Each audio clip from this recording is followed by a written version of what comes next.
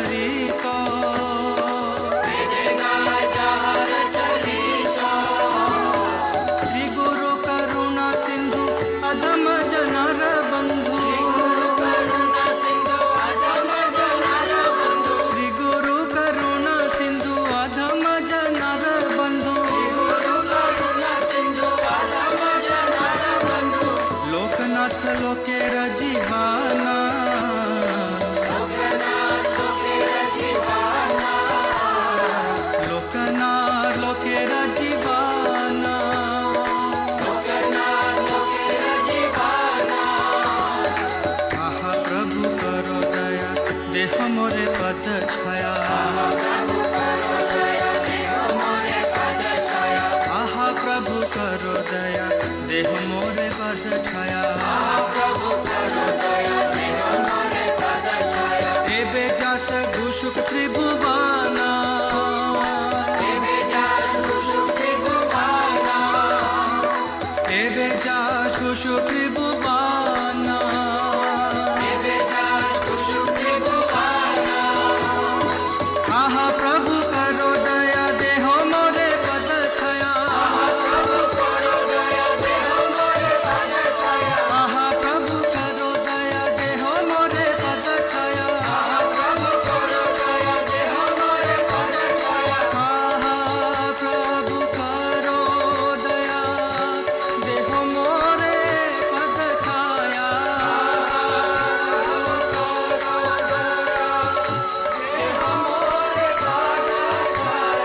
एबे जास घुसुक त्रिभुवाना, एबे जास घुसुक त्रिभुवाना, एबे जास घुसुक त्रिभुवाना, एबे जास घुसुक त्रिभुवाना।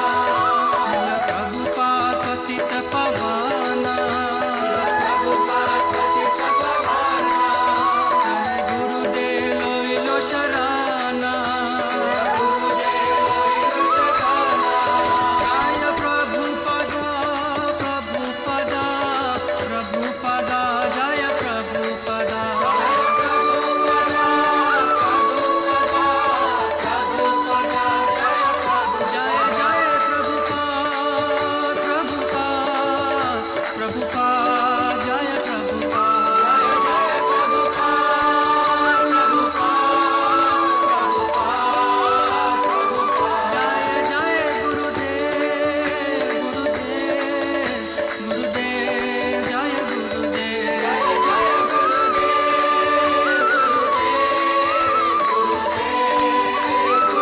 मिठाई गौर हरि बोल हरि बोल हरि बोल हरि बोल। हरि बोल हरि बोल हरि बोल हरि बोल।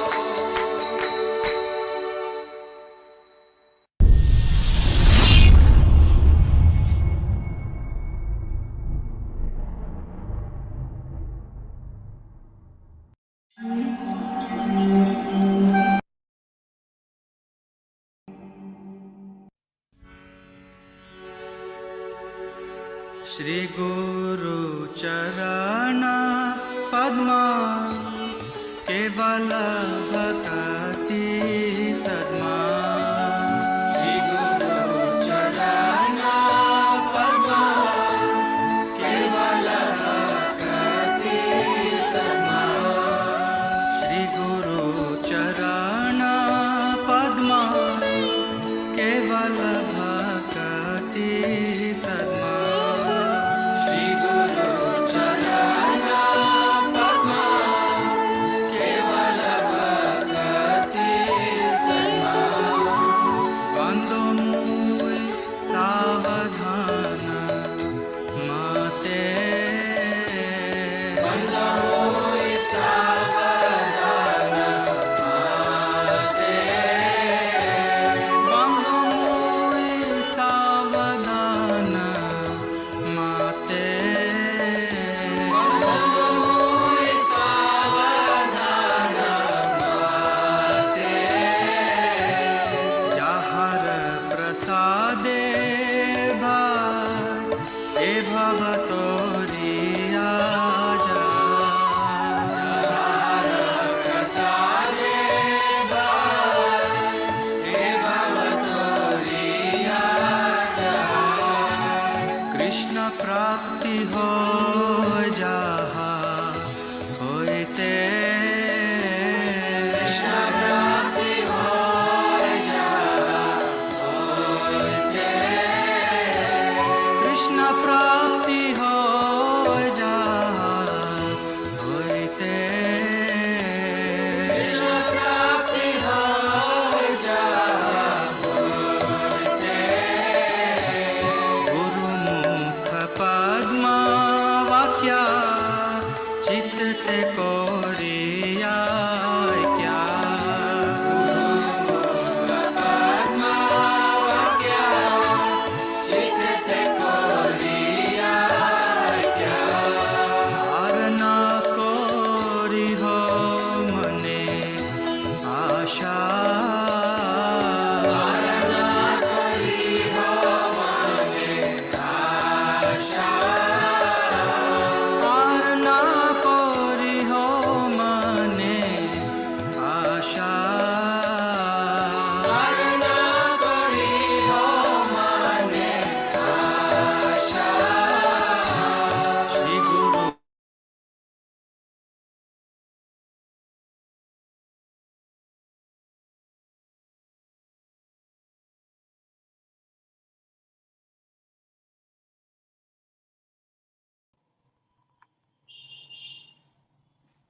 Hare Krishna.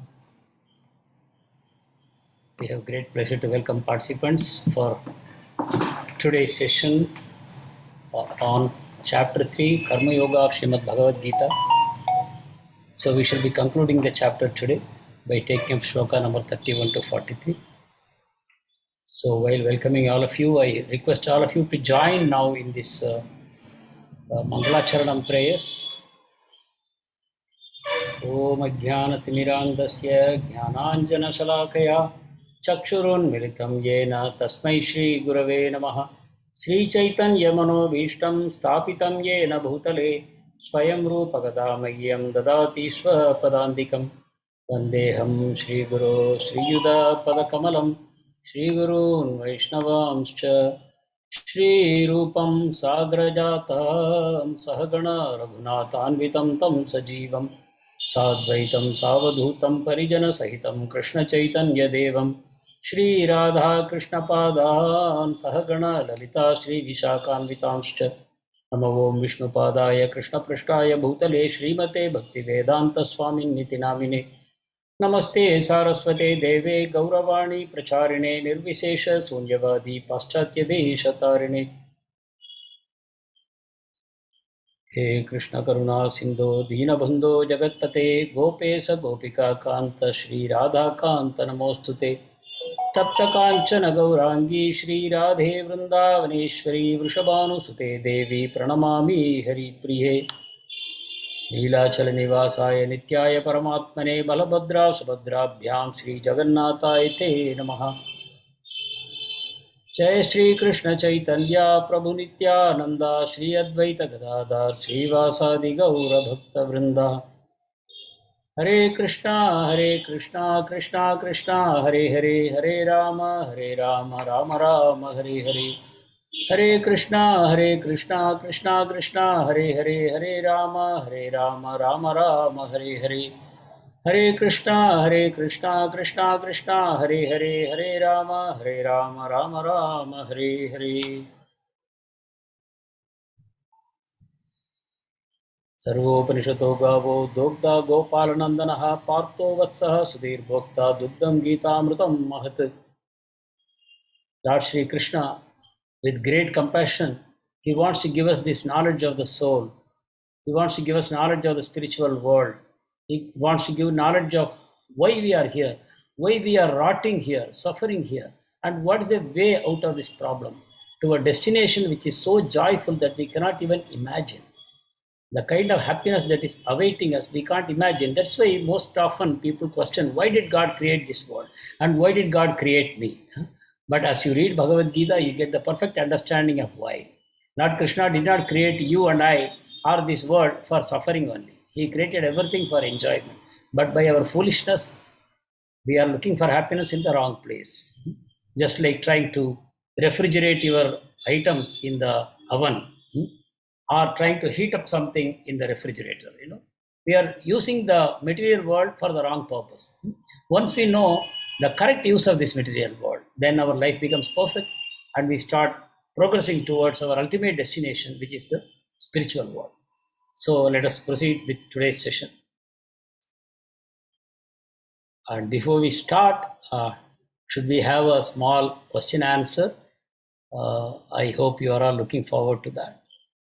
So I will make it a little tough. I hope you are all reading Bhagavad Gita. So if you are reading the second chapter, then these questions will not be too difficult for you. Second chapter, third chapter, etc.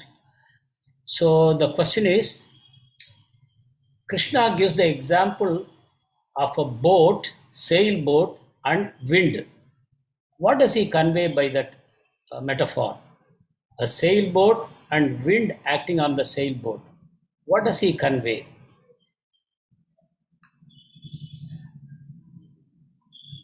You can raise your hand and answer also, or you can put it in the chat box. You have both the options.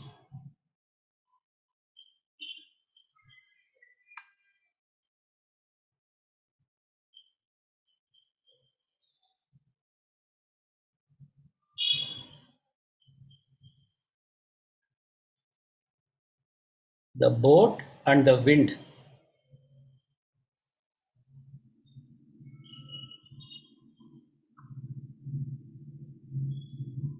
He should take chances. No harm by trying.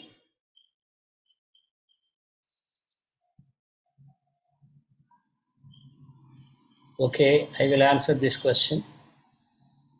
The sailboat is controlled by the wind. The direction in which the wind blows, the sailboat will go. Krishna says similarly, even one of our senses are so powerful to carry the living entity away, the mind away in any particular direction. All our senses are so powerful. So that is why Krishna gives this example. Okay, next question, a little easier. What does Krishna convey by using the kurma example, the tortoise example? What lesson we learn?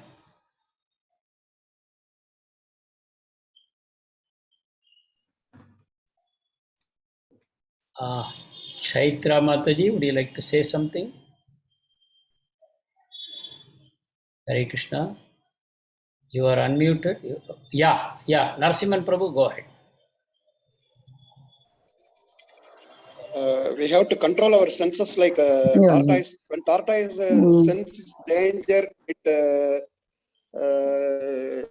withdraw all its limbs inside the shell. So we have to act like that when we are in attracted by material world, materialistic things. Yeah, you are right. Senses are constantly attracting us. Sense objects are attracting us. So when external sense objects are attracting, we should withdraw into the shell, all our senses and the mind. And then when do we release these senses? Narasimhan Prabhu has completed. Does anyone want to complete the second part? When do we expose our senses and mind like the tortoise? Prabhuji, can I answer? Yeah. Hare Krishna, Prabhuji. Should be employed in. We should employ this in serving the Supreme Lord, which will make our senses just like I had just written it. I'm just trying to. Perfect. So basically, the point is, when we have spiritual opportunities, the senses should come out. Yes. When material pleasures are pulling us, we should withdraw. Like the cinema, the theaters, the restaurants, the shopping malls, we should withdraw. And when you are in the temple, when you are in the association of devotees, when you are looking at the beautiful form of the Lord, that is when the senses should actually come out. Thank you. So, Hare Krishna Mataji. Next question is about Krishna gives the example of small wells and a big water body like a huge reservoir. What does he convey by that?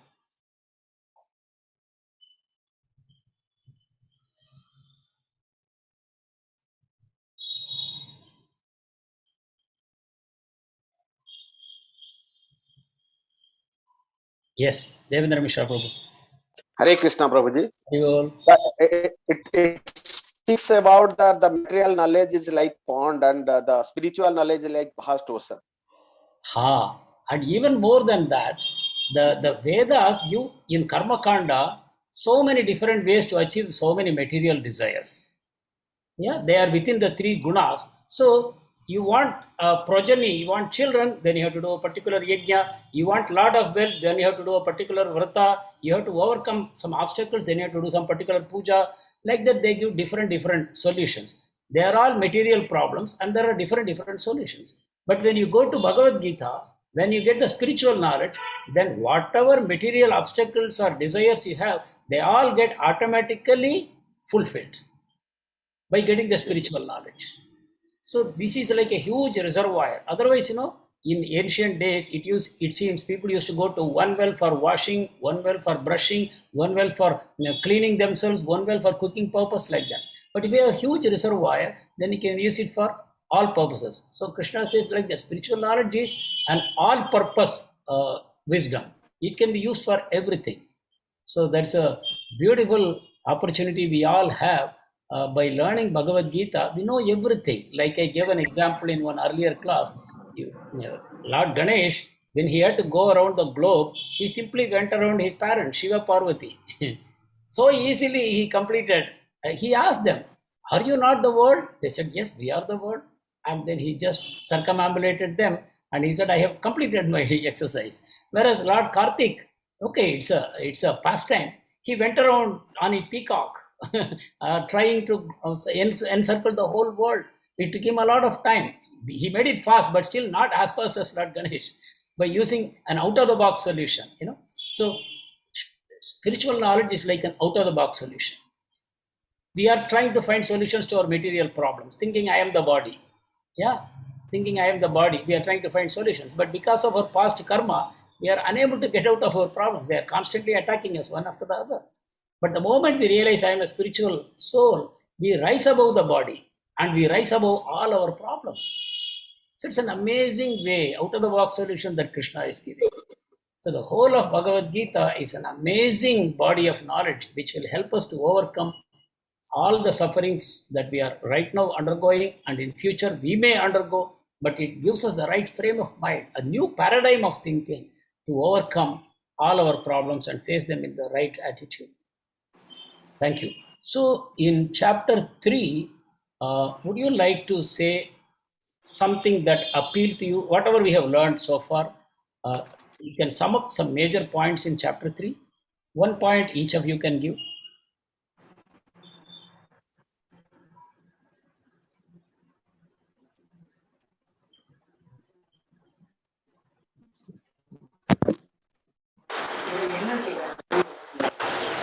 Please stay muted. Please stay muted. That's why ideally, you just raise your hand and then when I ask you, you unmute. Several of you remain unmuted, then there is a problem. Mohan Das Prabhu wants to say something. Something about Karma Yoga.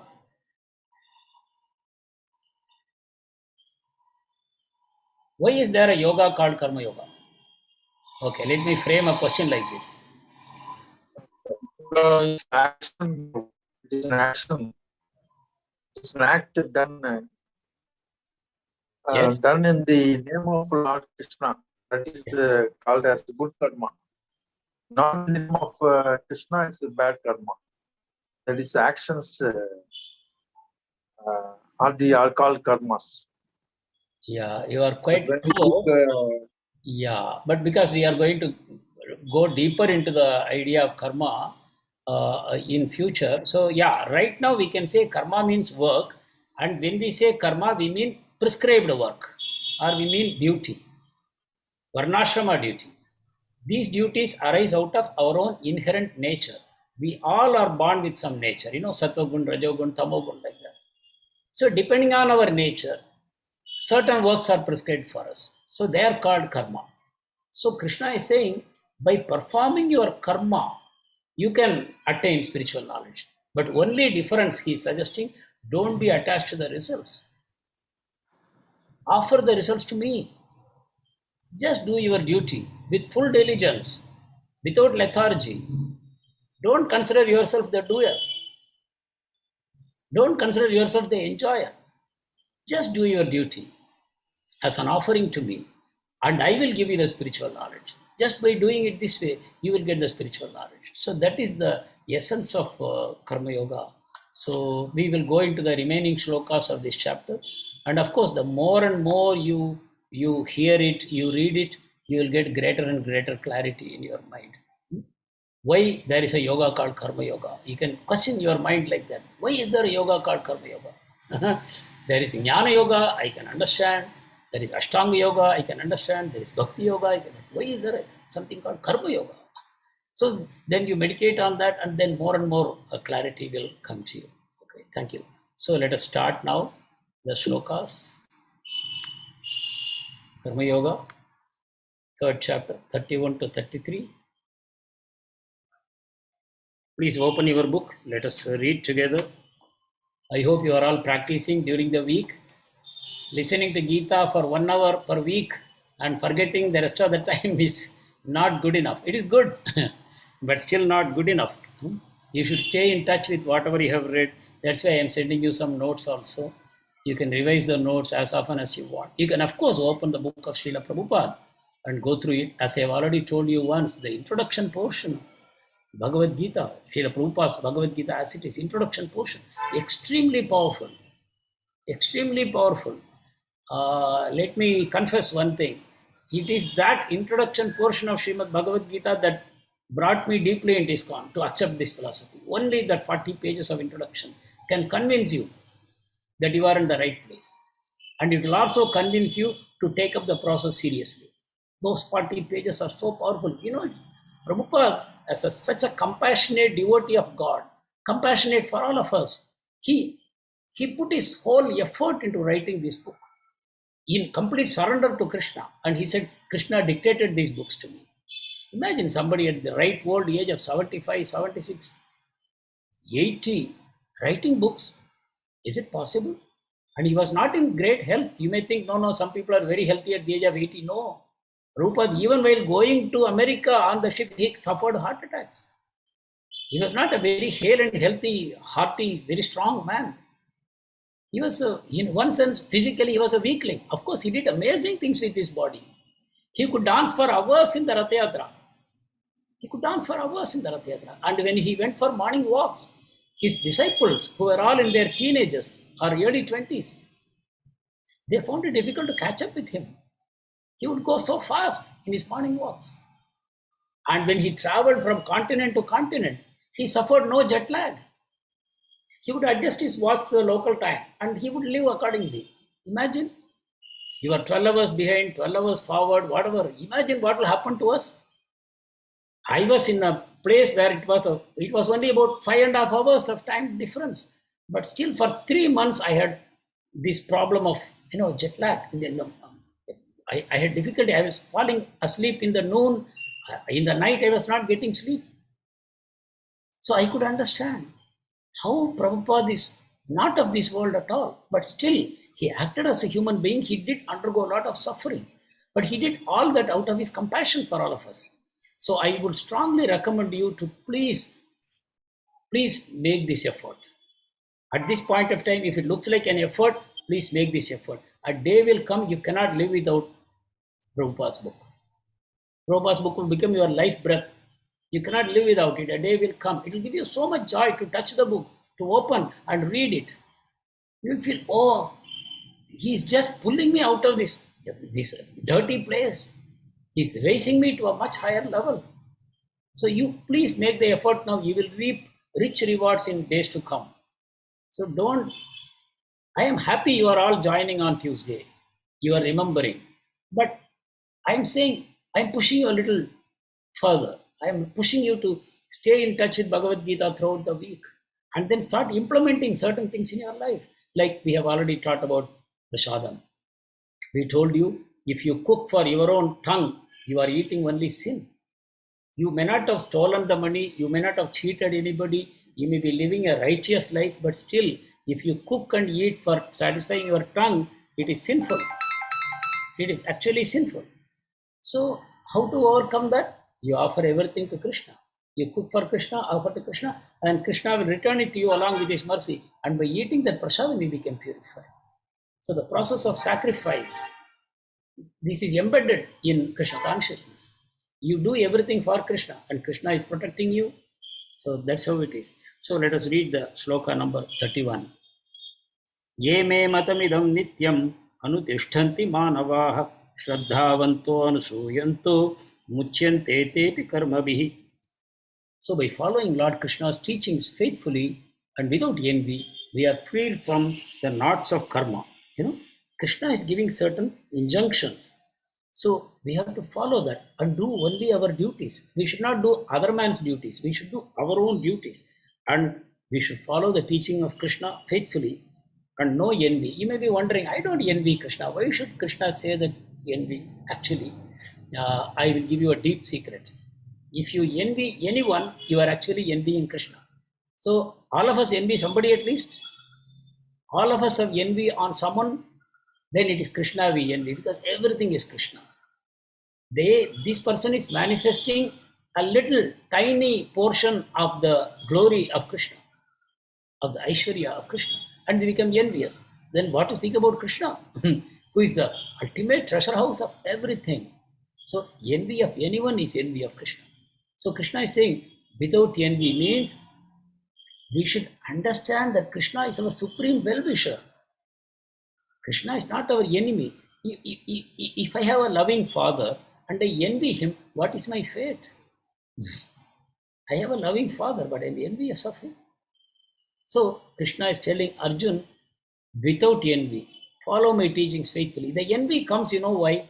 Some people ask me, why should Krishna have everything? The moment you consider God as a person, envy immediately comes in. If God is formless, without any qualities, invisible, he is somewhere, he is not engaged in any work, and he has no desires, nothing, we are happy. Okay, that God I can. Like, the frogs, they wanted a god, wanted a king. Then, one tree branch fell down into the well. The frogs, for some time, very afraid of that branch. But then the branch did nothing. It was simply lying there. Then after some time, the frogs started jumping on the branch. They started playing with the branch and all those things. Then they became fed up. Then they asked God, no, God, this is not the kind of king we want. We want a king who will be active. Then God sent one snake. And he ate up all the frogs. So we have this envy of Krishna the moment we know he's a person. And he has got everything. He has got all Aishwaryas. And whatever he desires instantly fulfilled. So envy comes in. So Krishna says, without envy, because Krishna knows our heart. So we have to accept that, yes, we are envious of Krishna. And by following his instructions, the knot of karma in our heart, knot of karma is binding us to this material world. We are a spirit soul, this body is material. What is tying up together these two things? It is our karma, past karma. Our sins and punya, papa, whatever we have done, that is binding us. So, Yetvetat abhyasuyanto. Somebody is on unmute. Somebody is on unmute. Can I request you to mute yourself, please? I will check up. Yeah, I think now we will. Can you be a little alert so that your system will not get unmuted? Because, see, everybody is disturbed and we lose some time also. So stay on mute, and ideally don't unmute yourself unless you raise your hand and I ask you to unmute. Till then, you join and stay muted. Join and stay muted. No need to change that at all. If I ask you, then you have to raise your hand. With my permission, you can unmute. And immediately after that, mute yourself. Please follow these rules. I sincerely request you, because it may disturb a lot of other participants also. Yetvetat abhyasuyanto nanu tishtanti me matam sarvajnana vimudhamstan vidhi nashtana chetasaha. Envious persons who disregard the teachings, what happens to them? Their efforts for perfection are in vain. So if you don't accept the instructions, so Krishna is giving the positive and the negative. If you follow Krishna's instructions, then you become free. But if you don't follow the teachings, that means you live whimsically. No, I know better. I don't need to follow Krishna's instructions. Or I found another guru. He is as good as Krishna, or he is even better than Krishna. Why should I believe Krishna? There are so many acharyas everywhere, dime a dozen. I will go to an acharya who suits me. I have an acharya who says, no rules and regulations, my dear friend. You are God. Why do you need rules and regulations? That is for foolish people. You are God. You are an intelligent person. You have come to me. Now I will show you how to become God. You are actually God. You are an illusion. I will make you God again. And we are attracted to them. Like in a plastic shop, there's a huge crowd. In a diamond shop, perhaps there's not that much crowd because people cannot afford. So here, Krishna is saying injunctions you have to follow. So people who don't want injunctions, no, I don't want injunctions. Then I want complete freedom. Okay, then there are some gurus like that who will say, we will show you how to live. We will teach you everything about how to enjoy your life. You come to us. Why you go to all those places where they are putting so many restrictions? We are a free country. We are born free, but we are in chains because we go to all these institutions. People may teach you like that, and you may become very attracted. I want an institution where there are no restrictions. I can continue to do whatever I am doing and still become spiritually progressed.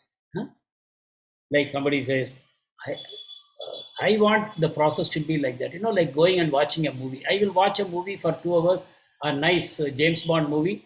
I will enjoy. And when I come out, I should have spiritual wisdom. So I enjoy those 2 hours. And when I come, again, I am experiencing some difficulty.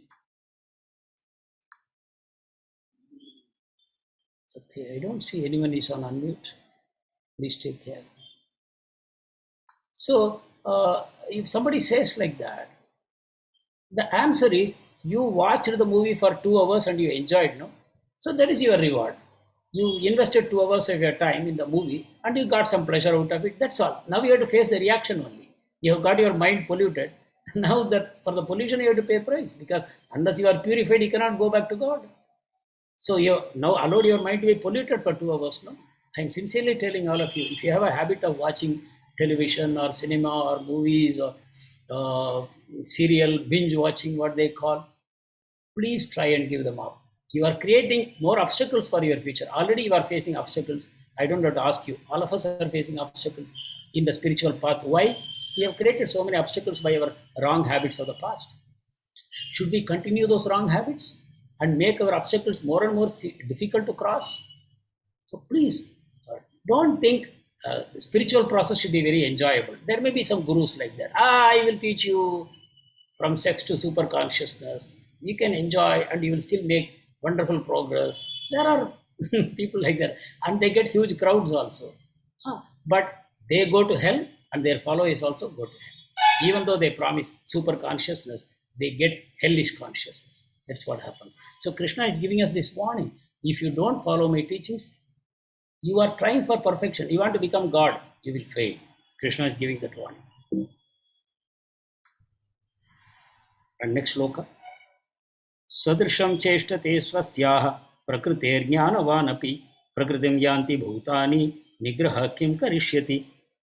Krishna is telling, for those people, he is telling, if you, even an intelligent man, is pulled by his mind and senses which are conditioned. We are all conditioned by sattva, rajo, tamo guna due to our past habits. So even if I am very intelligent, I don't want to do something. I know it's not good for me, but still I am dragged to do it, even if I am a wise man. So Krishna says, if that is the case, then how can you repress your mind and senses and make progress? Is it possible? Simply repressing your mind and senses and hoping that they will go away, they will no longer trouble me? No, because even a man who has gained theoretical knowledge that this is right, this is wrong, he finds it difficult to overcome the pull of the senses and mind. So nobody can choose this path of simple repression of mind and senses. Why Krishna is saying it here? Because he already saw Sankhya Yoga, or Jnana Yoga and Karma Yoga. Arjuna asked, why should I do karma, Krishna? I would go for Jnana, I will go to the forest. So Krishna is replying to that question. He is saying, no, you cannot repress your mind artificially. It has to quieten down by a process. You can't synthetically do that. So that is a warning Krishna is giving. That is why Karma Yoga. So repression of mind will eventually fail. Eventually it will fail. So these are the amazing teachings that Krishna is giving. So bookish knowledge is not useful. You have to practice. That is Karma Yoga. By practice, you gain realized knowledge, not theoretical knowledge. Realized knowledge. We have theoretical knowledge, it's good, but only when we practice, it will become realized knowledge. And that is the message from here. 34. Indriyasyendriyasyarte ragadvesho vyavasthito tayornavasham agachet tauhyasya paripantino. So, material attachment and aversion should be avoided by following the principles of devotional service. So, you see, we all have material attachments and aversions, because up to now we thought we are the body only. The body and the senses and the mind, we think this is what we are. So we develop so many attachments materially. We also develop so many material aversions. I like this, I don't like that. This is what attachment and aversion. So how to overcome this? Because this is what is disturbing our mind. Attachments and aversions are pulling, our mind in different directions. So we are constantly, pulled like this. Our mind is never at rest. Something is attracting me, something is repelling me, and we are always pushed by that. So how to stop this pull of the attachment and aversion? We have to follow the principles given by Krishna to regulate this attachment and aversion. How? Through the Vedas, through the scriptures, we have all these injunctions like no meat eating, no intoxication, no illicit sex, no gambling. These are things, instructions, injunctions we are given. We should avoid asat sangha. We should go into satsanga. We should not eat all kinds of food. We should eat only prasadam.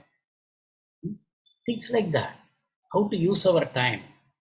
Should we spend our time on sense gratification? No, we should allow sense gratification only to the extent it is permitted in the scriptures, not beyond. So Krishna is saying there are principles for controlling the mind and senses, and that has to be followed. Only then the mind and senses become more and more quiet. Otherwise, they become very agitated and very active, and we cannot keep them down for a long time.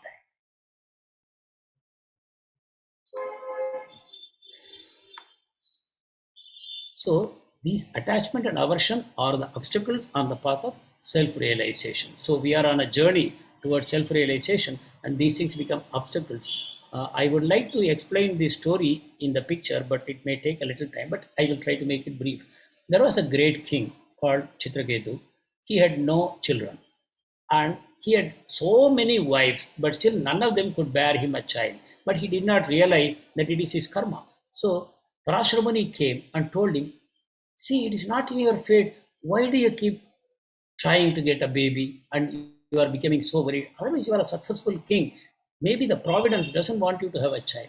But he keeps on crying. His life becomes so miserable. He says, there can be nobody more miserable than me, even though he's emperor of the whole world. So the Parashramani then gives him a child. He says, this child will give you both happiness and misery. The king does not understand. But what happens? Within 5 years, the one queen bears the child. All the other queens become envious and they poison the child, and the child gets killed. And the king again becomes miserable. So the Parashramani realized that this king is now longing for a child. I cannot give him spiritual knowledge. So I have to wake him up. So when the child died, again the sages came, Parashramani and Narada Muni, they came and they spoke to him. They brought the child back to life, and the child spoke to him, saying, which father am I? You are calling me back to this body to talk to which father? Because I have had so many fathers in the past. I am evolving. I am evolving by taking so many births. Which father is my father? Like that the child talks. And then immediately the king comes to his true knowledge. Then he is ready to pick up the spiritual knowledge. So the point is, as long as he had materially attached, in this case to a child, he was not willing to take spiritual knowledge, even though he was a wise king. So these are obstacles on the path of self-realization. So what we need to do, we need to control them by following regulative principles. 335. Shreyan swadharmo vigunaha paradharmat swanushtitat swadharme nidhanam shreyaha paradharmo bhayavaha. Very, very important shloka, which we have to meditate deeply.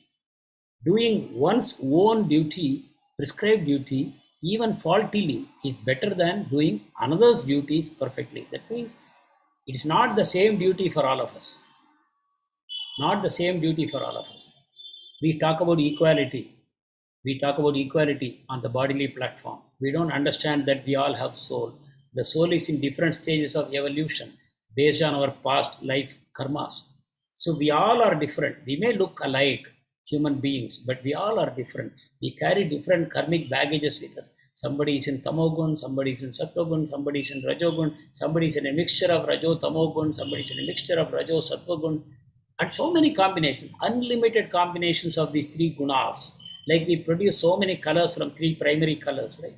So many shades we produce. Similarly, these three gunas in different degrees is there in all of us, in different degrees. So accordingly, we have different natures, different temperaments. So we should choose our duty in line with our nature, and that duty only we should do. If I try to do somebody else's duty, thinking I am very good at doing that, I can do it perfectly, but still you are in danger. Destruction while performing our own duty is better than engaging in another's duty, which is dangerous. My own duty, supposing I have a Brahminical character, I should choose a job or work. Actually, Brahmin is not supposed to take a job. But in any case, he can be a teacher, he can be a scientist, he will pass on knowledge to others, you can do some research. Basically, something that will do benefits to the society at a higher level, raising people from lower to higher levels and living a simple life, not longing to have more and more money, more and more wealth. No, if you have that kind of a Brahminical kind of nature, you should live a simple life, you should have high thinking, simple living, high thinking, and you should choose a job which is in accordance with that. So your duty should be in accordance with your nature. And even if you don't do it perfectly, if you become a failure, you become destroyed, Krishna says it's better. Why Krishna says that? Because it is good for the soul. The soul is evolving. So if the soul has already evolved to Rajoguna, you should not accept an occupation which is in Tamoguna. Tamoguna is pulling you down. You are already in Rajoguna. You should move further and further up in Rajoguna. Higher and higher levels of Rajoguna we should rise. So we should not take up the duty of another person. Then we become whimsical. So Arjuna is here told by Krishna, you are a Kshatriya, your dharma is to fight. But you want to become a sannyasi. That is a character of a Brahmana. You cannot act like a Brahmana. Then you are a Grihastha and you have a duty in front of you. You want to imitate a Brahmana. That is whimsical. That will destroy you. It is more dangerous. It is dangerous for you. Whereas if you fight and lose, even then it is better for you, because if you die, you will go to heaven. And if you win, you have a huge empire where you can display your Kshatriya skills, because you are Kshatriya. So that is the point that Krishna is making. Performing another man's duty, even perfectly, is dangerous. So that is a warning we are being given. This is something each of you must meditate on deeply, because the answer will differ for each person. How should I act? But at the minimum, let us not act whimsically. Let us accept the instructions of Krishna, which is coming to us one by one, how to control the mind, how to control the senses, how to advance spiritually. Let us take those instructions and let us try to implement them in our life. I am not saying that whatever job you are doing, you give it up. That will be again a whimsical action. Wherever we are right now, we have to deliberate, meditate on that deeply. We should take superior guidance and then make our decisions. So let us learn this point and then keep it in our mind. 36.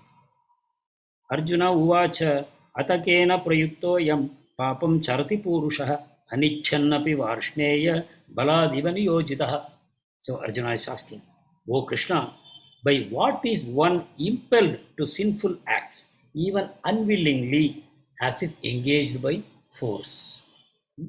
So this is what Arjuna is asking. I was mentioning it earlier also, this point, that even though an intelligent person, but he does sinful acts, knowing fully well that it is a sin, I have to face the reaction. We are talking about that kind of intelligence. We are not talking about high IQ. We are talking about spiritual intelligence, scriptural intelligence. From the scriptures I have learned, if I do this particular thing, I have to suffer tomorrow. But I did not want to do it, like Vishwamitra Muni you are seeing here in the picture. He was in meditation and he was very sure that he doesn't want to fall down to lusty desires to a woman. But then still, Indra wanted to tempt him, sent Menaka, and despite his best efforts, Vishwamitra Muni fell down to her attraction, to her allurement, and he lost all his pious credit and he had to start all over again. So Arjuna is asking, why does it happen? What is pushing people to do things that they don't want? 37. Shri Bhagavan Uvacha Kamayesha Krodayesha Rajo Gunasamudbhava Mahashano Mahapapma Vittiyenam Iha Vairinam. Supreme Personality of Godhead said, it is lust only, Arjuna, which is born of contact with the material mode of passion and later transformed into wrath, and which is the all-devouring sinful enemy of the world. So Krishna says, what is pulling us? What is pushing us? It is lust only. Lust means the desire to enjoy. The desire to enjoy. So that desire to enjoy is pushing the world in all kinds of directions, because the lust is uncontrolled. It is arising in the mode of passion, Rajoguna. In the Rajoguna, when we contact the sense objects, we want to enjoy them. We want to enjoy them. Desire to enjoy, that is the lust. And that is the most sinful enemy, destroying enemy of the world. So Krishna says it is coming from passion. And then what happens? There are obstacles to experiencing that pleasure. Then it is transformed into anger, wrath. When the desire is frustrated, it becomes wrath. And then you go into Tamoguna.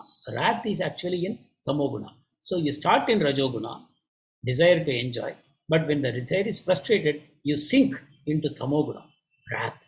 And then you are in total illusion. When you are in Tamoguna, you are in complete illusion and you can't see right from wrong. You see how many people you have seen in anger, how foolishly they act. And they regret later on, why did I talk like this? Why did I do like this? Sometimes they commit murder. Sometimes they use the most worst language so that the relationship is permanently broken. Why do people do that? It is lust. And when lust is frustrated, it becomes anger. And this anger is the all-devouring enemy of this world. So please understand, anger and lust are two sides of the same coin. Anger and lust are two sides of the same coin. When anger is there, lust is there. And when lust is frustrated, anger is going to come. So, because all desires cannot be fulfilled, so everyone who is passionate will have to experience wrath. So, we go into 38th shloka. Very, very interesting shloka. Dhumena vriyate vannir yatha darsho malena cha yatolbhena vruto garbhas tata thene idam avrutam. Now, Krishna is going to explain more and more about lust. More and more about lust he is going to explain. So here Krishna is saying, lust is covering us like three examples Krishna gives. One is like smoke covering fire. Smoke covering fire. And then second example, dust covering a mirror.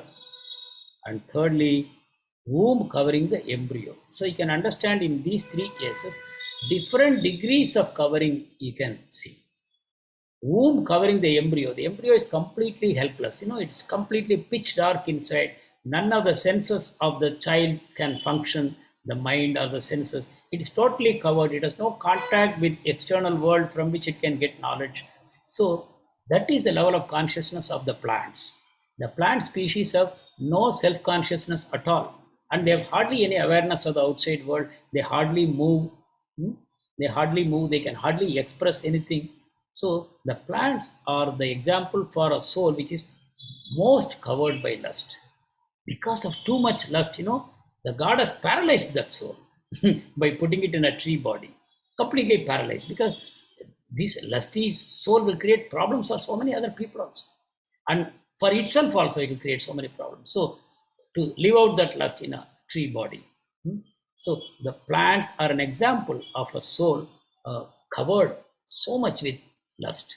So womb covering the embryo, you can imagine. And a little higher is the animals, dust covering a mirror. So the mirror cannot show the face. The animals cannot have self-knowledge.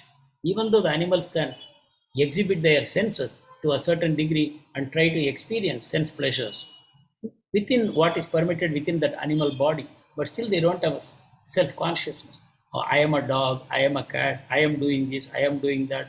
They cannot think like that. They are simply acting out of their own instincts, that's all, nothing more than that. So that is just covering a mirror. And then a little higher, you have smoke covering fire. Wherever there is smoke, we say there is no smoke without fire. The fire is meaning the heat. But when you can nicely blow it, fan it nicely, then the fire will burn out. The smoke will disappear. So as simple as that. The human beings, they have the self-awareness. Self-awareness they already have. But we have to give them the consciousness that you are not the body, you are the spirit soul. And you have a connection with the Supreme Lord. You are a spark of the divine. You are part and parcel of the Supreme Lord. You are his eternal servant. You are foolishly rotting in this material world. Do devotional service and go back to Krishna and enjoy a life of eternity in joy, serving Krishna. So smoke covering fire, just by blowing it, fanning it, the smoke can be removed. We are in that stage by accepting Krishna consciousness and by chanting regularly the Mahamantra, Hare Krishna, Krishna Krishna, Hare Hare, Hare Rama, Rama Rama, Hare Hare. We can become like fire. Just as God is fire, there is no smoke in God, He is fire. Similarly, we can also become all fire, no smoke. We can become like God. You know? We are not God, we can become like God. Qualitatively, we are like God. Quantitatively, we are always different. We are very tiny, He is great. So, Chaitanya Mahaprabhu gives the example of Chetor Darpanam Arjanam. He says, by chanting the Sri Krishna Sankirtanam, by chanting the Hare Krishna Mahamantra, your consciousness, the mirror of your heart, gets cleansed. Chetor Darpanam Arjanam. The heart, which is like a mirror, gets cleansed by the chanting of the holy name. There is no other way for us to cleanse our heart. Chaitanya Mahaprabhu, who is Krishna himself, says, chant my name. By chanting my name, I will cleanse your consciousness. Just surrender to me by chanting my name. So this is a message. So chanting the holy names of Krishna will purify the self. All the coverings of the soul can be removed. The lust can be completely destroyed. And the pure soul will manifest love of Krishna, prema. This is kama. Lust is called kama. Kama yesha, krodha yesha. Kama and krodha, lust and anger. But that will transform into prema, Krishna prema, by chanting the holy name. And that will be the end of all our sufferings. So 39th shloka. Avritam jnanam etena jnanino nitya vairina kamarupena kauteya dushpurena nalena cha. So see here. The wise living entity's pure consciousness becomes covered by the eternal enemy in the form of lust. This eternal enemy. This is the eternal enemy means what? As long as the soul is in the material world. Until you have put both your legs into the spiritual world. Even if you have one leg in material world, one leg in spiritual world, lust is at your feet, at your foot, just like a dog trying to bite you. Lust is there. But until you reach completely in the spiritual world, till that time, we are chased by this lust. So it is never satisfied. Lust is never satisfied and burns like fire. It is burning like fire. We think it is enjoyment, but it is burning like fire. Every time we enjoy our senses, what are we doing? We are adding a little ghee to the fire. Every time you give in to some sense pleasures, every time we try to enjoy something, whether it is by our tongue or by our nose or by our ears or by our skin, whatever. Every time we give in to material attraction, material sense pleasures, then we are fueling the fire. Can anyone put out fire by fueling it? Impossible. It is going to burn more brightly. It is going to give more suffering to us. It is going to give us more heartburn, unsatisfied desire. There will be always unsatisfied desire. Lust will never be satisfied. That's why Krishna called it all devouring enemy. It eats everything in its path like a fire. As long as there is fuel, fire will continue to burn. So this is also a point that you can meditate upon. So much I can speak about it, but because of time, we will move on. But this is something that we have to ponder. 40. Indriyani mano buddhir asyadhishthanam uchyate eter vimohayet yesha jnanam avritya dehinam. Where does lust sit in our body? Which is the sitting place, resting place of lust in our body? It is sitting in our senses. In every sense, lust is sitting. And in the mind, the lust is sitting. And above that mind, on the intelligence also, lust is sitting. So where is the lust not sitting? The soul. Because soul can never be touched. Soul is beyond. Soul is transcendental. But the body, along with the senses, mind, intelligence, it is prone to attack of lust. So our senses, that's why like a tortoise, we have to withdraw our senses. Because lust is sitting there. Whenever it sees a sense object, it will want to rush towards that. Same with the mind. So mind has also to be controlled like a tortoise. We have to withdraw it. And then we can't keep it withdrawn all the time. Sometimes the tortoise has to come out and feed. So what do you have to do? You have to get spiritual food. You have to go to devotees. You have to go to satsang. You have to go to the temple. You have to listen to lectures on spiritual subject matters. You have to read spiritual books of Srila Prabhupada. And you have to do service to the Lord and to devotees. Like this, we have to engage our senses. So we can see that the lust is completely covering the real knowledge of the living entity and bewilders him. Because we gather knowledge through senses, but it is sitting there. We process the knowledge through our mind and it is sitting there. And with intelligence, we use our discrimination, what is right and what is wrong. But lust is sitting there also. How can we make the right decisions in our life when lust is sitting on us? And where did the lust come from? From past karma, from past bad habits. We have strengthened our lust and it is completely controlling us. So we have reached the stage where we are bewildered. We don't know what to do. And we are totally dependent on higher knowledge. Higher knowledge. There's no other way. So here, Prabhupada is giving a nice shloka. I will just read it and quickly read the translation also. Yasya atma buddhi kunape tridhatuke swadi kalatrādishu bhaumajyati yattirtha buddhi salilena karhichit janeshu vigneshu sayeva ghokaraha. A human being who thinks he is the body. This body is made of kapha, pitta, vayu. It's a bag. Human body is a bag.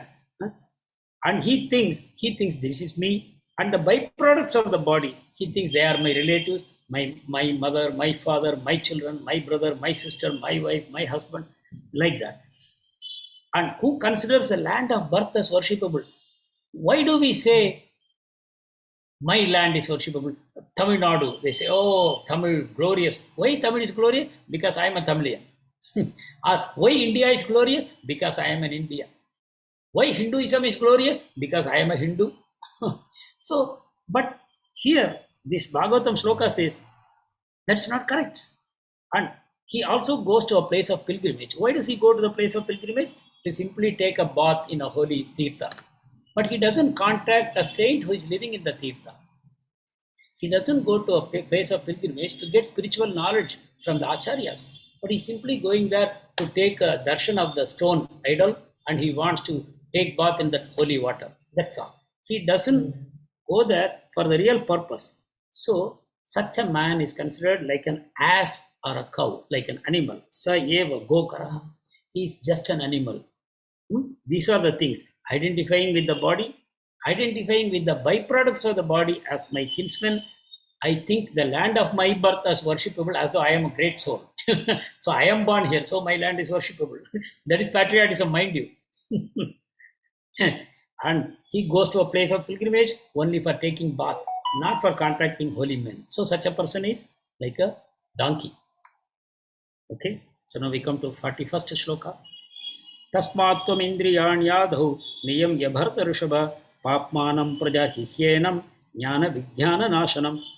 Therefore, Arjuna, best of Bharatas, in the very beginning, curb this great symbol of sin, that is lust, by regulating the senses and slay this destroyer of knowledge and self-realization. So Krishna is talking very strongly about lust. Why? Because between kama and prema, all the difference is lying. Kama means I want to enjoy with my body, my mind and my senses. Prema means I want Krishna to enjoy and I am his servant. I want to give enjoyment to Krishna because I am in love with Krishna. Krishna is the supreme enjoyer and I am his servant. And I get my happiness by giving pleasure to Krishna. That is prema. So you can understand, from kama to prema, we have to travel. We are in the kama stage, we have to travel to prema stage, and Krishna is our guide. What is the problem? Krishna is going to guide us. So lust destroys our knowledge and self-realization. We cannot realize the self as long as we allow lust to sit in our senses, mind and intelligence. So Krishna is saying, right from the very beginning, do sadhana, control the lust, which is the great symbol of sin. Sin and lust are inseparable. If you have lust, you are sinful. So as long as we have lust, we are sinful, unless we follow the regulative principles. So how can I do it? By regulating the senses, we have to slay this monster of lust. So that's why I put the picture of Nrsimhadev. We can pray to Nrsimhadev to slay our senses, our the lust which is sitting in our mind, senses and intelligence. We have to pray to Nrsimhadev. You know what Nrsimhadev did? He put Hiranyakashipu on his lap and tore open his chest. Tore open his chest. And what did he pull out of his chest? He pulled out his heart. And he looked at the heart like this, turned up and down, up and down. He looked at it and then he threw it away. Why? Because lust was sitting there. And Hiranyakashipu, all the problem of Hiranyakashipu was because of his uncontrollable lust. So Nrsimhadev simply threw it away. We can pray to Lord Nrsimhadev, please remove the lust which is sitting in my heart. And Chaitanya Mahaprabhu, who is Nrsimhadev incarnated in Kali Yuga, he did not kill anybody. So we say he is the most merciful. What does he do? Instead of killing the sinful people, he kills the sinful tendencies in people by giving the Mahamantra, by teaching us how to chant and how to do kirtan of the holy name. By that, we can overcome our lust. But in any case, we have to do sadhana. Sadhana. One side, we have to chant the holy names, and we have to associate the devotees. On the other side, we have to give up our bad association, and we have to control our senses. Without this twofold process, we fail. If you want to repress your mind and senses, you will fail. But on the one side, if you are taking devotee association, satsanga, practicing Krishna consciousness, then it becomes easy for you to control your lust. So now you can connect the beginning of this session and the end of this session. In the beginning, Krishna said, repression cannot work. Here we know it's not repression. The tortoise is not all the time within the shell. Tortoise is given chance to come out of the shell also. That is the beauty of Krishna consciousness. No other method has this amazing relief for the mind and senses. No other method except Bhakti Yoga to Krishna, nothing else. So we come to 42nd shloka. Indriyani paranyahur indriyebhya param manah manasastu para buddhir yo buddhe paratastu saha. So here Krishna is giving us a ladder from the lowest to the highest. The hierarchy, the gross matter, subtle matter, and the spirit spark. So the lowest is the dull matter, sense objects. They are not conscious. Then dull matter, sense objects. There is a lowest. Above that, we have the senses, which are contacting the sense objects. Above that is the mind, which is processing the information that is given by the senses. And intelligence is giving it the discrimination. This is right and this is wrong. So intelligence is higher than the mind. But unfortunately, for most of us, intelligence becomes a servant of the mind. Why? Because we lack spiritual intelligence. Only spiritual intelligence can control the mind. Material intelligence can never control the mind. So please take it from here. Intelligence, break it into two. If you are copying it in your notebook, intelligence, put two arrows. One is spiritual intelligence, second is material intelligence. Material intelligence becomes a servant of the mind. But spiritual intelligence can control the mind and pull it towards Krishna. But highest is the spirit soul. Why? The lust can never touch the spirit soul. Spirit soul, only in illusion, it has been trapped in this material world. But spirit soul doesn't belong to this material world at all. It is not subject to the three modes of material nature at all. So this is the lesson that we are getting. So by being serious, sincere devotees, the Lord will give us the intelligence by which we can control mind, senses, and everything else. So this is we come to the last shloka. Very, very important shloka. Evam buddhe param buddha samstabhyatmanam atmana jahi shatrum mahabaho kama rupam durashadam. O Arjuna, knowing the self to be transcendental. That's why, we showed the soul at the highest point. Transcendental, beyond the gunas, beyond the reach of senses, mind, and intelligence. That's where the soul is. One should steady the mind by deliberate spiritual intelligence, that is Krishna consciousness. And with this spiritual strength, we should conquer this insatiable enemy known as lust. So ultimately, Krishna is ending the chapter by saying, lust must be conquered. Lust must be conquered. Lust is the most troublesome enemy. It is making us sinful. It is preventing us from spiritual progress. For that, we need spiritual intelligence, which is Krishna consciousness. Krishna consciousness means karma yoga, service to Krishna, doing my duty and offering the fruits to Krishna, or directly serving Krishna, like cleaning the temple premises, washing the utensils, cooking for Krishna, making nice dresses for Krishna, decorating Krishna, chanting wonderful prayers of Krishna, associating with devotees. These are direct Krishna conscious process. Or whatever duty I am performing, I should do it sincerely, without attachment, without lethargy, without the sense of doership. I am doing and offer the fruits to Krishna. Whatever the results, that fruit has to be offered to Krishna. Then you get spiritual strength. With this spiritual strength, we can conquer lust. If you want to directly fight with lust, you will break your nose and break all your bones also. Lust will always win. Lust will always win. As long as we are not having the spiritual strength to withstand the onslaught of lust. So first we have to strengthen ourselves and then we can fight with the lust. So summary of the points. Theoretical knowledge is not enough. We get realized knowledge only by following Krishna's instructions with faith in Bhagavad Gita without envy. Senses and mind are major obstacles to spiritual progress. We must control them by accepting injunctions of scriptures. So how to control mind and senses? Not whimsically. We have to follow injunctions given in the scriptures. Bhagavad Gita gives us. Lust and anger are the worst enemies. They are two sides of the same coin, as we have seen. Lust occupies vantage positions in our body. Senses, mind, and intelligence everywhere occupied by lust. We saw three examples. We saw the example of fire and smoke, mirror and dust, and womb and embryo. These are the degrees of lust that is covering all of us. Even among human beings, we all have different coverings of lust based on our past karma. So it's not equally a cakewalk in spiritual life. Each of us, because we have different degrees of lust, some of us may find it a little more difficult, some of us will find it a little more easier. But remember, we are all souls. In that, we are all same. Soul is equal. But we have allowed this lust to cover us in different degrees by past bad habits. So we have to fight now. This is the time for fighting. Once you have come into this knowledge, the fighting should start. How do we fight? Act in Krishna consciousness. Serve Krishna. Associate the devotees. Read the scriptures. That is the way. Don't directly fight with lust. As I said, it will break our nose and all our bones. We cannot fight with lust. So we have to develop in Krishna consciousness, and lust and anger will get automatically subdued. So only with spiritual intelligence we can overcome lust. And Bhagavad Gita is what? Spiritual intelligence. Again, we can make a mistake by thinking, I have read Bhagavad Gita, now I got spiritual intelligence. No, you have to get into Karma Yoga, what we have discussed in this chapter.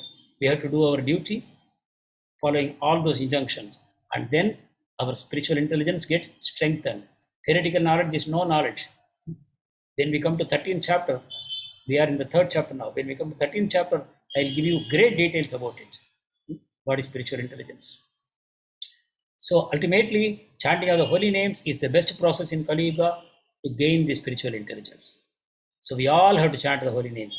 Hare Krishna, Krishna Krishna, Hare Hare, Hare Rama, Rama Rama, Hare Hare, Hare Krishna, Krishna Krishna, Hare Hare, Hare Rama, Rama Rama, Hare Hare, Hare Krishna, Krishna Krishna, Hare Hare, Hare Rama, Rama Rama, Hare Hare.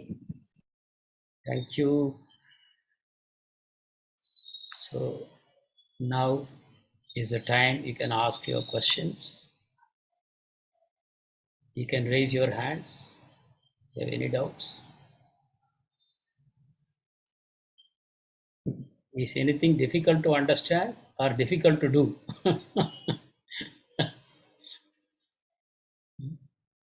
First we have to understand or we have to accept, which is better? What do you think? Does anybody want to answer this question? Kalikumar Ghosh Prabhu, yes. Please unmute.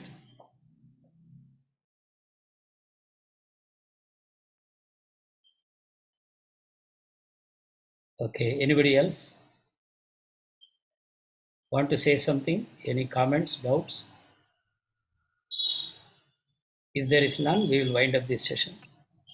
Yes. Prabhu, my doubt was at present day you said that the mind rules the intelligence, though actually intelligence is above mind. Can you please make us understand with little more elaboration? Yes, simple. Mind is like a child. It will always say, I want this, I don't want this. I like this, I don't like this. Okay, this gives me pleasure, this gives me pain. So mind is only doing that. Just experiencing and saying, I want it, I don't want it, like that. This is the nature of the mind. So it is very powerful. Some children can be very difficult to manage. If they want something, they want it. How can you stop them? They will cry, they will kick their legs and hands and just cannot stop them until they get what they want. Mind is like that. Very, very powerful. Intelligence is like a doting parent.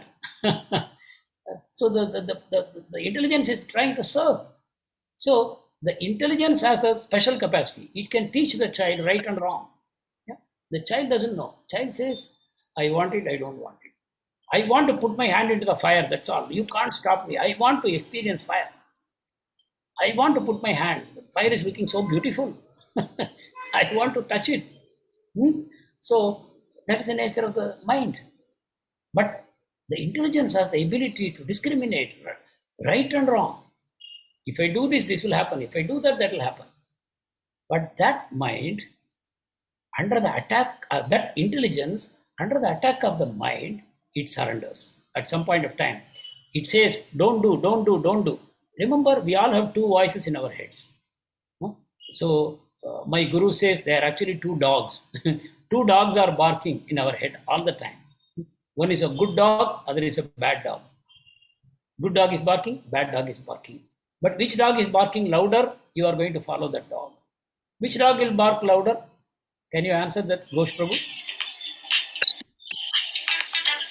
Most of the time, it's the bad dog. Sorry, Prabhu. Most of the time, the bad dog. Why? Can you answer that question? Why?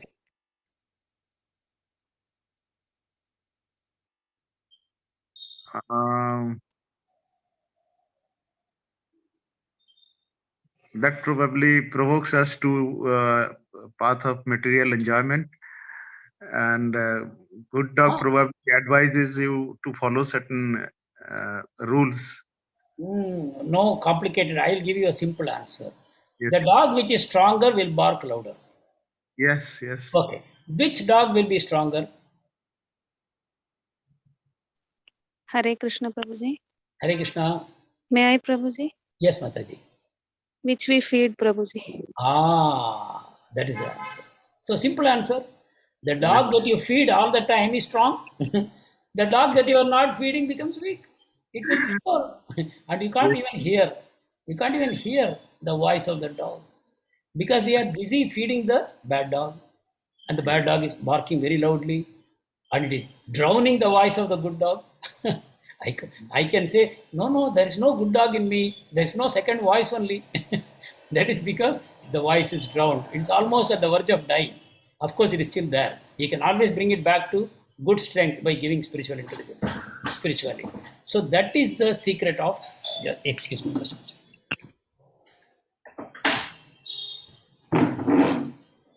So this is the message we have to take home. So because we are not giving theory, we are giving practical. So we have to feed the good dog. If we have so far not fed it, it's all right. You can start feeding now. How to feed the good dog? Good dog talks to you, says, do this, don't do this. You follow it once in a while. Not all the time bad dog. Sometimes you start following the good dog. So you can break some of the bad habits we have formed in the past. We can slowly overcome the bad habits and we can develop some good habits. And increasingly the good dog will talk loudly. Then at some point of time we can hear both the voices. Then the bad dog will be drowned out by the voice of the good dog. So this is the difference between people we see in our life also. Some people do right things all the time, some people do wrong things all the time, and many people are in between. This is because the kind of dog that we choose to feed. So this is how the intelligence becomes subservient to the mind. If you are constantly giving in to the demands of the mind, then intelligence has no function, but still it functions. How? It functions on a material platform. How? Mind wants something, that's all. Intelligence helps the mind to get it. Mind wants something wrong. Intelligence first says, no, it's not possible. Then mind says, no, I want. Then, okay, my intelligence says, okay, I will teach you how to steal. How to steal and get it. Or how to cheat and get it. Or how to beg and get it. You want it, no. Somehow I want to give you what you want, I want to give it to you. Like that, the intelligence becomes a servant of the mind. Is it clear, Prabhu? Yes, Prabhu, very much clear. Very nice, sir. Thank you. Hare Krishna. Say there Hare are Krishna, yes, Prabhuji. maybe Hare May I Krishna. ask a doubt, Prabhuji? But Yes. to be in the practical life, we are experiencing it like to have, we are experiencing this fight, Prabhuji, like to win. Uh, Only if our spiritual strength is very much strong, only then we can win. Otherwise, we tend to give up, Prabhuji. So it happens. Is it because of lack of mainly because of the chanting that we are not doing well, because we are not able to devote our time so much to spiritual because of the commitments that we have, Prabhuji. So we are having so much of problems like that. So how to overcome, Prabhuji? Hare Krishna. Devotee association is the biggest strength what we have in Kali Yuga. We have to be in the association of devotees. We have to be devotee association has 6 dimensions. Dadati, Pradigrishnati, Guhyamakyati, Prichati, Bhunkte, Bhojayate Chaiva, Shadvidam, Priti Lakshana. There are 6 ways in which devotees exchange love between themselves. Very similar to non-devotees, but when it is done among devotees, it is very powerful. How do we do that? We Dadadi Pradigrishnati. We give gift to a devotee and we receive a gift from a devotee. We feed a devotee. We allow a devotee to feed us. And we open our heart to a devotee.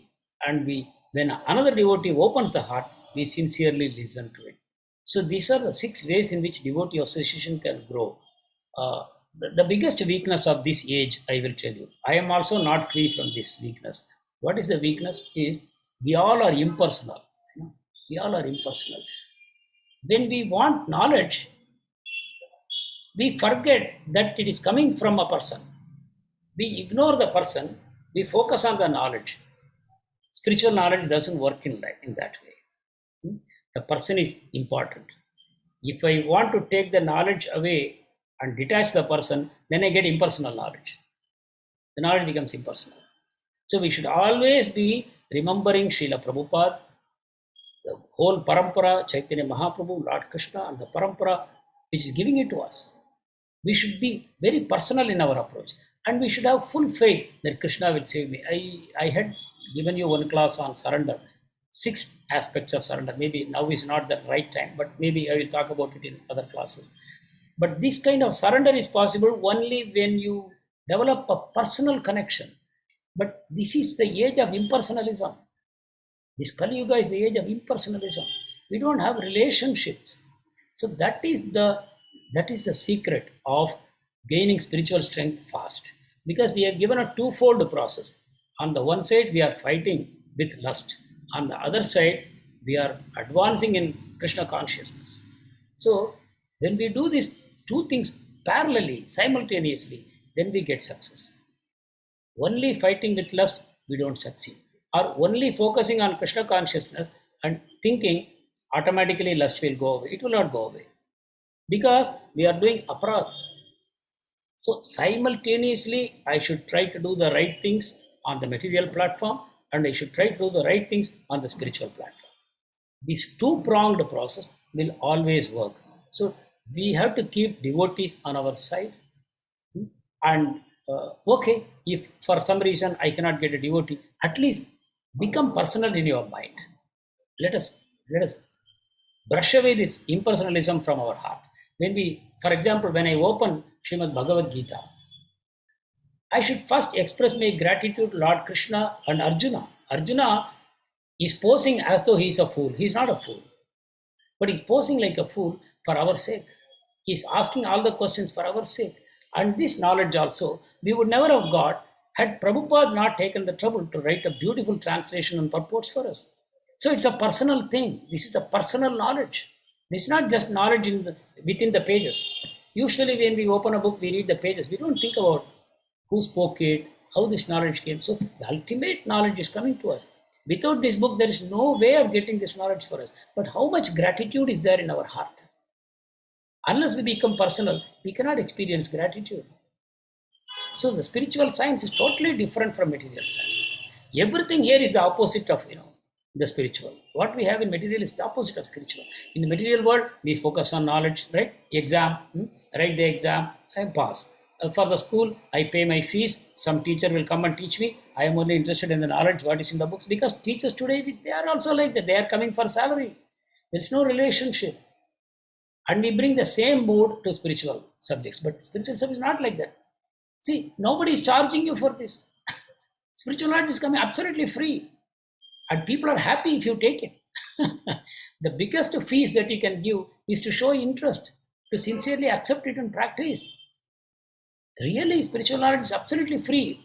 You know, like the sunlight, like the fresh air, like the soil, everything is free. Like the spiritual knowledge is completely free. No one is looking for a payment for this, no salary. People are willing to go out of the way to help. This is happening. We are experiencing it, no? Already we are experiencing ISKCON Chennai. So many devotees are working. At least I am able to show your face. Tomorrow when I come to your town, you will recognize me, right? But there are so many people who are working behind the scene. You will never see them. But they are also grateful to you that you are accepting this knowledge. How is it possible? Because spiritual knowledge is personal. We should not make it impersonal by our foolishness. Keep it personal. Remember Krishna as a person. Always remind yourself Krishna is a person. Krishna is not simply God. No, Krishna is a person. I have a relationship with him. That relationship I am trying to strengthen. Krishna loves all his devotees. So let me strengthen my relationship with devotees. So this mood we have to develop. And in this way, we will by and by see the results coming. Keep strong faith. Even if today you are failing, again and again failing, you don't see that you are making progress. That shows only lack of our faith.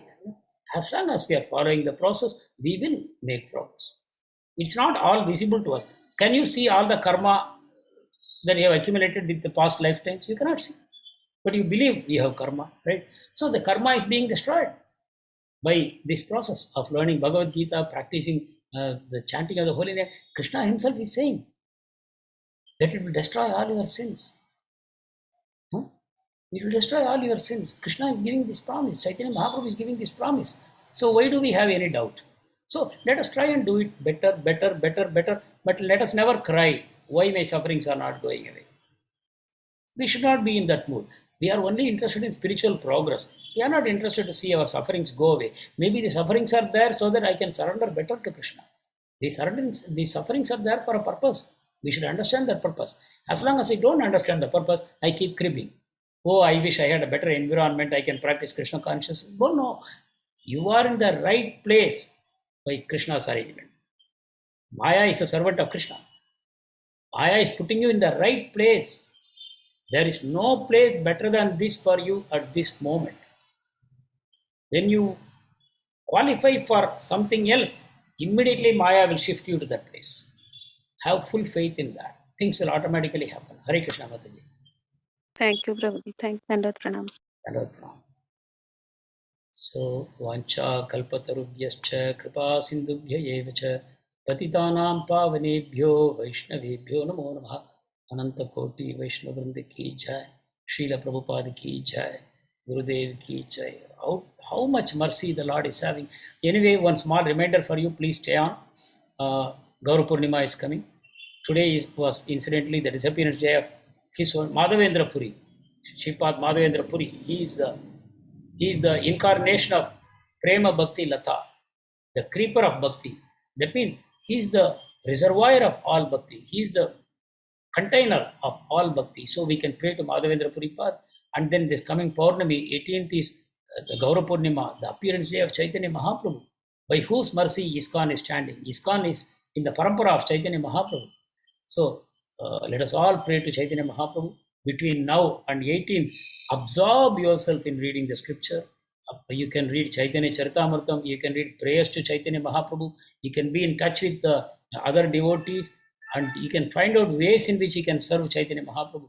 Even if you can go to a temple, please go to ISKCON temple on 18th. There will be an Abhishek in the temple. You can participate in the Abhishek. You can take prasad, what they give in the temple. On the 19th, again, there will be an amazing feast. On the 18th, there will be a big feast because it's like Ekadashi fasting. But the following day will be an amazing feast called Jagannath Mishra Festival. That day also, you please visit the temple. There will be nice programs and you can really enjoy the spiritual touch of Chaitanya Mahaprabhu. So please take full advantage of this time, the Lord is most merciful, when his appearance day comes. So this coming full moon, 18, is the appearance day of Chaitanya Mahaprabhu. Let us all pray to Gauranga Mahaprabhu and Nityananda Prabhu to guide us on the right path, to keep us in the right association of devotees, and give us all the help so that we can progress back home, back to Godhead. Hare Krishna.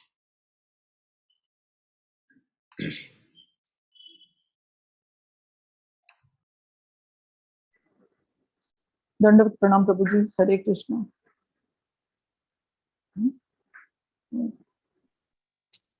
Hare Krishna. Dandavat Pranam Prabhuji.